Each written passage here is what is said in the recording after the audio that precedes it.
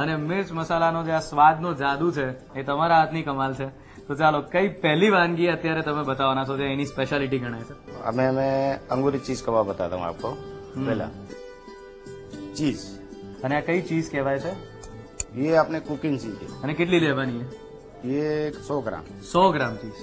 कटी हुई हरी मिर्ची डालेंगे और मीडियम स्पाइसी रहेगा. अच्छा. पुदीना फ्रेश हाँ. कटा हुआ आधी स्पून डालेंगे. धनिया धनिया डालेंगे. हाँ, इसमें फ्रेश धनिया 1 स्पून. ये अपने व्हाइट पेपर है. अच्छा. अपने मैश करिए एकदम.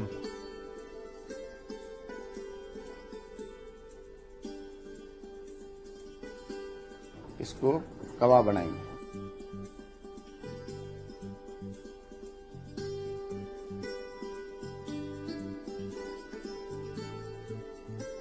ये कान खुला हुआ है. अच्छा. कान खुला पानी के साथ खुला हुआ है. ओके. तो ये लगाने से ये फटेगा नहीं अपने डीप फ्राई करने से. अब इसको अपने इसमें लगा देंगे. ओके. फिर अपने Just इसको clear ये करेंगे. अपने ब्रेड क्रम है. अच्छा. इसको ब्रेड क्रम के अंदर इसको लगाना पड़ेगा.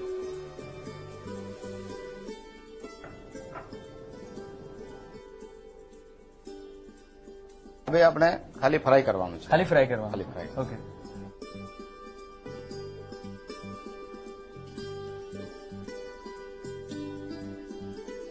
સ્ટાર્ટર માટે ખાસ વસ્તુ એ હોવી જોઈએ કે સપોર્ટ કરવું જોઈએ ને. ડિનર જે છે એ તો તમારો પછી આવવાનો છે. એના સ્ટાર્ટર એટલે એકદમ પેટ ભરાઈ જાય એવું પણ ન હોવું જોઈએ. હા, જસ્ટ એક ટેસ્ટ માટે શરૂઆત થાય, એક વોર્મઅપ, જે મોઢાનું વોર્મઅપ કહી શકીએ સ્વાદ માટે. ટેસ્ટ માટે સ્ટાર્ટર है. बाकी मेन कोर्स तो बाद में खावाना. પછીથી છે. पचे. ઓકે. अभी आपने ये फ्राई हो गया. જી. पहले आपने इसमें डालेंगे. ઓકે. હવે આપણે શો કરીએ. તો ફ્રેન્ડ્સ, આવું સરસ મજાનું સ્ટાર્ટર જો તમારે પણ તમારા ઘરે બનાવવું હોય તો એની રીત તો નોંધવી પડશે ને.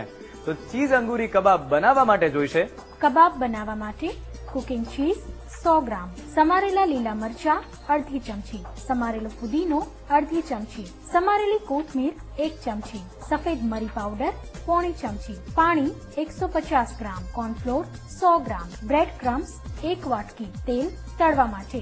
અંગૂરી ચીઝ કબાબ બનાવવાની પદ્ધતિ: એક બાઉલમાં ચીઝ લઈ તેમાં સમારેલા લીલા મરચા, સમારેલો ફુદીનો, સમારેલી કોથમીર, સફેદ મરી પાવડર લઈ મિક્સ કરો.